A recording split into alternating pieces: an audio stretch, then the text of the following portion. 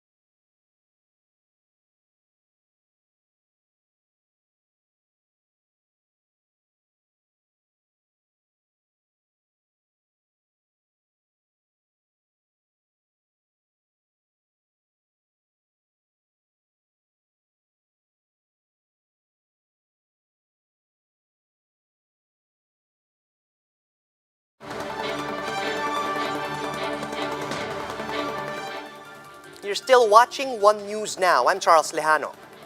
Motorists have been queuing for new RFID stickers along the South Luzon Expressway since last night.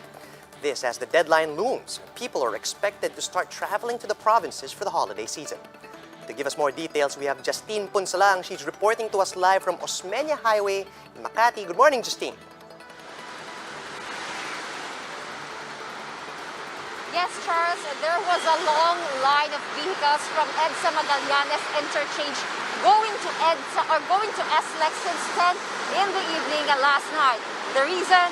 Motorists wanted to have RFID stickers installed on their vehicles before the December 1 deadline.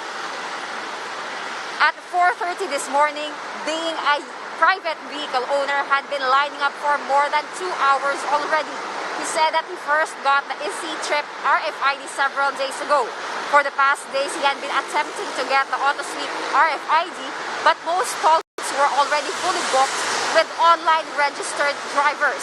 Today, he went extra early in hopes of being one of the first ones to get the RFID for the day. But according to Skyway enforcers, the long line of vehicles has been there since 10 in the evening, perhaps even earlier last night. Rusty, a delivery van driver on the other hand, said he did not have the time to get RFID because of the sheer number of deliveries he had been doing. But he said that since the December 1 deadline is looming, he finally decided to line up and get the RFID sticker, especially since he is bound for Laguna this morning. Rusty said that he thought once December 1 came and he still does not have RFID, he will not be allowed to pass through the toll gates.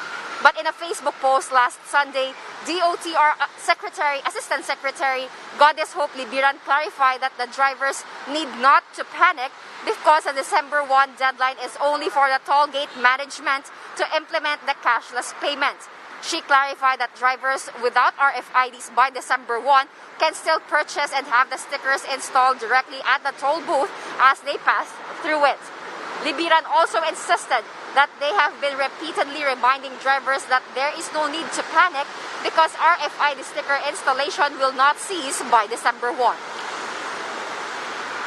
Charles, at 6:45 this morning, Skyway enforcers already cut the line of drivers going to NAIA-X toll gate.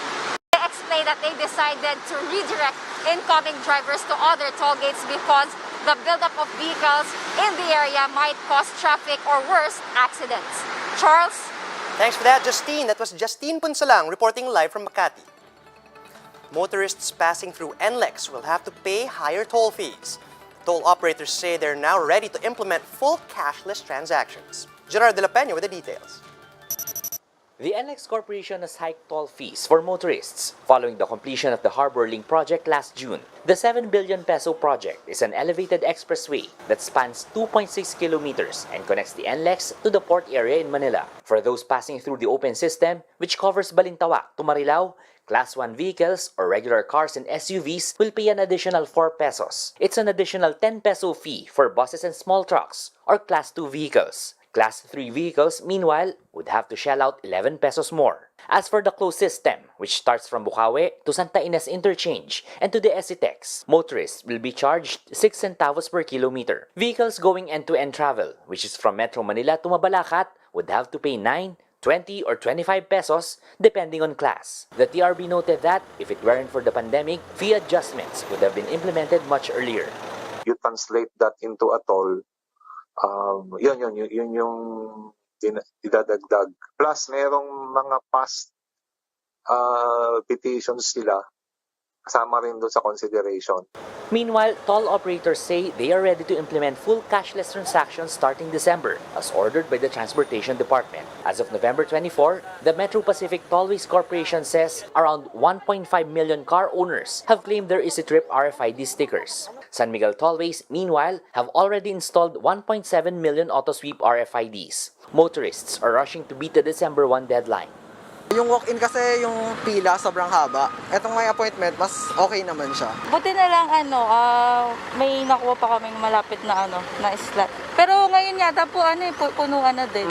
The DOTR clarifies that the deadline is for toll operators only. Motorists who still haven't claimed their stickers won't be apprehended until after January 11. Even after January 11, tuloy-tuloy pa rin po yung pagkabit ng RFID stickers as committed by our toll operators. Kung kaya't this will cater dun sa madalang nga pong gumamit ng expressway at pati na rin po yung mga bagong sasakyan. For now, the NLEX Corporation has dedicated drive-through lanes for RFID sticker installation. Operators will also set up tents in toll plazas to accommodate more motorists for the sticker installation. For News 5, Gerard de la Peña, we are One News. The University of the Philippines once again leads the country's schools in the latest QS rankings of Asia's best universities. Out of more than 650 universities in the region, UP placed 69th. That's 3 places higher than its previous ranking. 14 schools from the country made it to the list, and by far this is the largest increase of ranked Philippine universities.